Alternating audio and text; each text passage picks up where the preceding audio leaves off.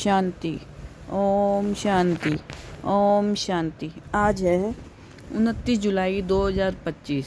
सकार महावाक्य। बाबा कहते मीठे बच्चे, इस शरीर की वैल्यू तब है जब इसमें आत्मा प्रवेश करे, लेकिन सजावट शरीर की होती, आत्मा की नहीं।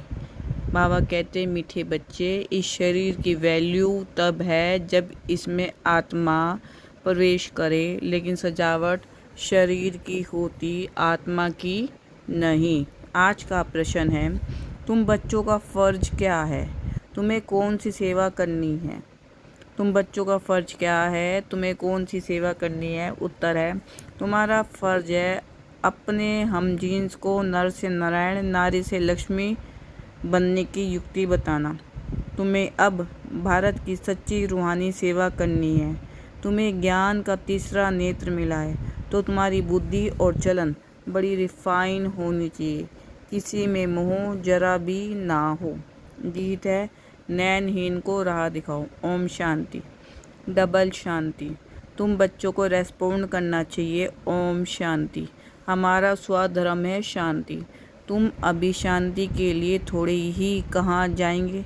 मनुष्य मन की शांति के लिए साधु संतों के पास भी जाते हैं ना। अब मन बुद्धि तो है आत्मा के ऑर्गन्स। जैसे ये शरीर के ऑर्गन्स है, वैसे मन बुद्धि और चक्षु। अब चक्षु जैसे ये नैन है, वैसे वह नहीं है। कहते हैं, हे प्रभु, नैनहीन को राह बताओ। अब प्रभु व ईश्वर कहने से वह बाप का लव नहीं आता है। बाप से तो बच्चों को वर्षा मिलता है। यहाँ तो तुम बाप के सामने बैठे हो, पढ़ते भी हो। तुमको कौन पढ़ाते हैं? तुम ऐसे नहीं कहेंगे कि परमात्मा व प्रभु पढ़ाते हैं, तुम कहेंगे शिव बाबा पढ़ाते हैं। बाबा अक्षर तो बिल्कुल सिंपल है भी बाप दादा। आत्मा को आत्मा ही कहा जाता है, वैसे वह परम आत्मा है। वे कहते हैं, मैं परम आत्मा यानी परमात्मा तुम्हारा बाप हूँ। फिर मुझ परम आत्मा का ड्रामा अनुसार नाम रखा हुआ है शिव। ड्रामा में सबका नाम भी चाहिए ना। शिव का मंदिर भी है। भक्ति मार्ग वालों ने तो एक के बदले अनेक नाम रख दी हैं, और फिर ढेर के ढेर मंदिर बनाते रहते हैं।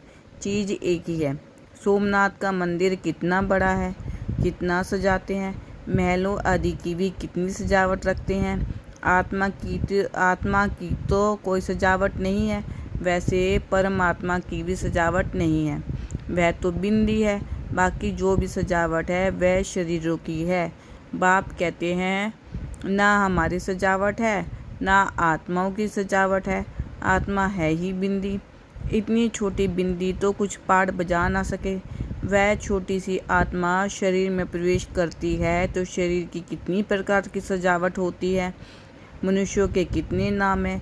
किंग क्वीन की सजावट कैसे होती है। आत्मा तो सिंपल बिंदी है। अभी तुम बच्चों ने यह भी समझा है, आत्मा ही ज्ञान धारण करती है। बाप कहते हैं, मेरे में भी ज्ञान है ना, शरीर में थोड़ी ज्ञान होता है। मुझ आत्मा में ज्ञान है। मुझे ये शरीर लेना पड़ता है तुमको सुनाने के लिए। शरीर बगैर तो तुम सुन ना सको। अब ये गीत बनाया है, नैनहीन को राह बताओ। क्या शरीर को राह बतानी है? नहीं, आत्मा को। आत्मा ही पुकारती है। शरीर को तो 2 नेत्र हैं, 3 तो हो ना सके। तीसरे नेत्र का यहाँ अर्थात मस्तक में तिलक भी देते हैं। कोई सिर्फ बिंदी मुआफिक देते हैं, कोई लकीर निकालते हैं। बिंदी तो है आत्मा, बाकी ज्ञान का तीसरा नेत्र मिलता है। आत्मा को पहले ये ज्ञान का तीसरा नेत्र नहीं था। कोई भी मनुष्य मात्र को यह ज्ञान नहीं है, इसलिए ज्ञान नेत्रहीन कहा जाता है। बाकी ये आँखें तो सबको है। सारी दुनिया में कोई को ये तीसरा नेत्र नहीं है। तुम हो सर्वोत्तम ब्राह्मण कुल के। तुम जानते हो भक्ति मार्ग और ज्ञान मार्ग में कितना फ़र्क है। तुम रचता और रचना के आदि मध्य अंत को जानकर चक्रवर्ती राजा बनते हो। जैसे ICS वाले भी बहुत ऊंचा पद पाते हैं, परंतु यहाँ कोई पढ़ाई से MP आदि नहीं बनते हैं। यहाँ तो चुनाव होते हैं, वोट्स पर MP आदि बनते हैं। अभी तुम आत्माओं को बाप की श्रीमत मिलती है और कोई भी ऐसे नहीं कहेंगे कि हम आत्मा को मत देते हैं। वह तो सब हैं देह अभिमानी। बाप ही आकर देही अभिमानी बनना सिखलाते हैं। सब है देह अभिमानी। मनुष्य शरीर का कितना भपका रखते हैं। यहाँ तो बाप आत्माओं को ही देखते हैं। शरीर तो विनाशी वर्थ नोटे पैनी है। जानवरों की तो फिर भी खाल आदि बिकती है। मनुष्यों का शरीर तो कोई काम में नहीं आता। अब बाप आकर वर्थ पाउंड बनाते हैं। तुम बच्चे जानते हो कि अभी हम सो देवता बन रहे हैं, तो ये नशा चढ़ा रहना चाहिए, परंतु ये नशा भी नंबरवार पुरुषार्थ अनुसार रहता है। धन का भी नशा होता है ना। अभी तुम बच्चे बहुत धनवान बनते हो, तुम्हारी बहुत कमाई हो रही है, तुम्हारी महिमा भी अनेक प्रकार की है। तुम फूलों का बगीचा बनाते हो। सत्य को कहा जाता है गोल्डन ऑफ फ्लावर्स। इसका सैपलिंग कब लगता है यह भी किसको पता नहीं। तुमको बाप समझाते हैं, बुलाते भी हैं, हे बागवान आओ। उनको माली नहीं कहेंगे। माली तुम बच्चे हो जो सेंटर संभालते हो। माली अनेक प्रकार के होते हैं, बागवान एक ही है। मुगल गार्डन के माली को पगार भी इतना बड़ा मिलता होगा ना। बगीचा ऐसा सुंदर बनाते हैं जो सब देखने आते हैं। मुगल लोग बहुत शौकीन होते थे। उनकी स्त्री मरी तो ताजमहल बनाया, उनका नाम चला आता है। कितने अच्छे अच्छे यादगार बनाए हैं। तो बाप समझाते हैं मनुष्यों की कितनी महिमा होती है। मनुष्य तो मनुष्य ही हैं। लड़ाई में ढेर के ढेर मनुष्य मरते हैं, फिर क्या करते हैं, घासलेट पेट्रोल डाल खलास कर देते हैं। कोई तो ऐसे ही पड़े रहते हैं, दफन थोड़े ही करते हैं, कुछ भी मान नहीं। तो अब तुम बच्चों को कितना नारायणी नशा चढ़ना चाहिए। ये है विश्व के मालिक बनने का नशा। सत्यनारायण की कथा है तो जरूर नारायण ही बनेंगे। आत्मा को ज्ञान का तीसरा नेत्र मिलता है, देने वाला है बाप। तीसरी की कथा भी है। इन सब का अर्थ बाप बैठ समझाते हैं। कथा सुनाने वाले कुछ भी नहीं जानते। अमर कथा भी सुनाते हैं। अब अमरनाथ पर कहाँ दूर दूर जाते हैं, बाप तो यहाँ आकर सुनाते हैं। ऊपर तो सुनाते नहीं हैं, वहाँ थोड़े ही पार्वती को बैठ अमर कथा सुनाई। ये कथाएं आदि जो बनाई हैं ये भी ड्रामे में नूंद है। फिर भी होगा। बाप बैठ तुम बच्चों को भक्ति और ज्ञान का कंट्रास्ट बताते हैं। अभी तुमको ज्ञान का तीसरा नेत्र मिला है। कहते हैं ना, हे प्रभु अंधों को राह बताओ। भक्ति मार्ग में पुकारते हैं। बाप आकर तीसरा नेत्र देते हैं जिसका कोई को पता नहीं है सिवाय तुम्हारे। ज्ञान का तीसरा नेत्र नहीं है तो कहेंगे चूंचा धुंधकारी। आंखें भी कोई की कैसी होती है ना। कोई की बहुत शोभावान आंखें होती है, फिर उस पर इनाम भी मिलता है। फिर नाम रखते हैं मिस इंडिया, मिस फलानी। तुम बच्चों को अब बाप क्या से क्या बनाते हैं। वहाँ तो नेचुरल ब्यूटी रहती है। श्री कृष्ण की इतनी महिमा क्यों है? क्योंकि सबसे जास्ती ब्यूटीफुल बनते हैं। नंबर 1 में कर्मातीत अवस्था को पाते हैं, इसलिए नंबर 1 में गायन है। ये भी बाप बैठ समझाते हैं। बाप बार बार कहते हैं बच्चे मन मना भव। हे आत्माएं अपने बाप को याद करो। बच्चों में भी नंबरवार तो है ना। लौकिक बाप को भी समझो। 5 बच्चे हैं, उनमें जो बहुत सियाना होगा उनको नंबर 1 रखेंगे। माला का दाना हुआ ना, कहेंगे ये दूसरा नंबर है, ये तीसरा नंबर है। एक जैसे कभी नहीं होते हैं। बाप का प्यार भी नंबरवार होता है। वह हद की बात, ये है बेहद की बात। जिन बच्चों को ज्ञान का तीसरा नेत्र मिला है उनकी बुद्धि और चलन आदि बड़ी रिफाइन होती है। एक किंग ऑफ फ्लावर होता है तो ये ब्रह्मा और सरस्वती किंग क्वीन फ्लावर ठहरे। ज्ञान और याद दोनों में तीखे हैं। तुम जानते हो हम देवता बनते हैं, मुख्य 8 रत्न बनते हैं। पहले है फूल, फिर युगलदाना ब्रह्मा सरस्वती। माला सिमरते हैं ना, वास्तव में तुम्हारा पूजन नहीं है, सिमरन है। तुम्हारे ऊपर फूल नहीं चढ़ सकते हैं। फूल तब चढ़ें जब शरीर भी पवित्र हो। यहाँ कोई कभी शरीर पवित्र नहीं है, सब विष से पैदा होते हैं, इसलिए विकारी कहा जाता है। इन लक्ष्मी नारायण को कहते हैं संपूर्ण निर्विकारी।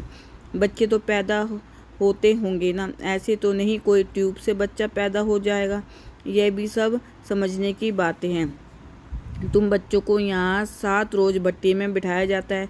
भट्टी में ईंटें कोई तो पूरी पक जाती है, कोई कच्ची रह जाती है। भट्टी का मिसाल देते हैं। अब ईंट की भट्टी का थोड़े ही शास्त्रों में वर्णन हो सकता है, फिर उसमें बिल्ली की भी बात है।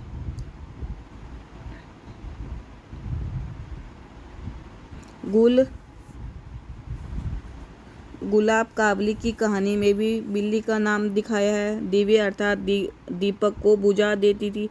तुम्हारा भी यही हाल होता है ना। माया बिल्ली विधन डाल देती है, तुम्हारी अवस्था को ही गिरा देती है। देह अभिमान है पहला नंबर, फिर और विकार आते हैं। मोह भी बहुत होता है। बच्ची कहे मैं भारत को स्वर्ग बनाने की रूहानी सेवा करूंगी। मोहवश माँ बाप कहेंगे हम अलाउ नहीं करेंगे। यह भी कितना मुँह है। तुम्हें मुंह की बिल्ली या बिल्ला नहीं बनना है। तुम्हारी एम ऑब्जेक्ट ही यह है। बाप आकर मनुष्य से देवता, नर से नारायण बनाते हैं। तुम्हारा भी फर्ज है अपने हम जीन्स की सेवा करना, भारत की सर्विस करना। तुम जानते हो हम क्या थे, क्या बन गए हैं। अब फिर पुरुषार्थ करो राजाओं का राजा बनने के लिए। तुम जानते हो हम अपना राज्य स्थापन करते हैं, कोई तकलीफ की बात नहीं। विनाश के लिए भी ड्रामा में युक्ति रची हुई है। आगे भी मुसलों से लड़ाई लगी थी। जब तुम्हारी पूरी तैयारी हो जाएगी, सब फूल बन जाएंगे, तब विनाश होगा। कोई किंग ऑफ फ्लावर है, कोई गुलाब, कोई मोतिया है। हर एक अपने को अच्छी रीति समझ सकते हैं कि हम आके वह फूल है। बहुत है जिनको ज्ञान की कुछ धारणा नहीं होती है। नंबरवार तो बनेंगे ना, या तो बिल्कुल हाईएस्ट या तो बिल्कुल लोवेस्ट। राजधानी यहाँ ही बनती। शास्त्रों में तो दिखाया है पांडव गल मरे, फिर क्या हुआ कुछ भी पता नहीं। कथाएं तो बहुत बनाई हैं, ऐसी कोई बात है नहीं। अभी तुम बच्चे कितनी स्वच्छ बुद्धि बनते हो। बाबा तुमको बहुत प्रकार से समझाते रहते हैं, कितना सहज है, सिर्फ बाप को और वर्ष को याद करना है। बाप कहते हैं मैं ही पतित पावन हूँ, तुम्हारी आत्मा और शरीर दोनों पतित हैं। अब पावन बनना है, आत्मा पवित्र बनती है तो शरीर भी पवित्र बनता है। अभी तुमको बहुत मेहनत करनी है। बाप कहते हैं बच्चे बहुत कमज़ोर है, याद भूल जाती है। बाबा खुद अपना अनुभव बताते हैं। भोजन पर याद करता हूँ, शिव बाबा हमको खिलाते हैं, फिर भूल जाते हैं, फिर समृद्धि में आता है। तुम्हारे बेबी नंबरवार पुरुषार्थ अनुसार है। कोई तो बंधन मुक्त होते हुए भी फिर फंस जाते हैं, फिर फंस मरते हैं। धर्म के भी बच्चे बना देते हैं। अभी तुम बच्चों को ज्ञान का तीसरा नेत्र देने वाला बाप मिला हुआ है। इनको फिर नाम दिया है तिजरी की कथा, अर्थात तीसरा नेत्र मिलने की कथा। अब तुम नास्तिक से आस्तिक बनते हो। बच्चे जानते हैं बाप बिंदी है, ज्ञान का सागर है।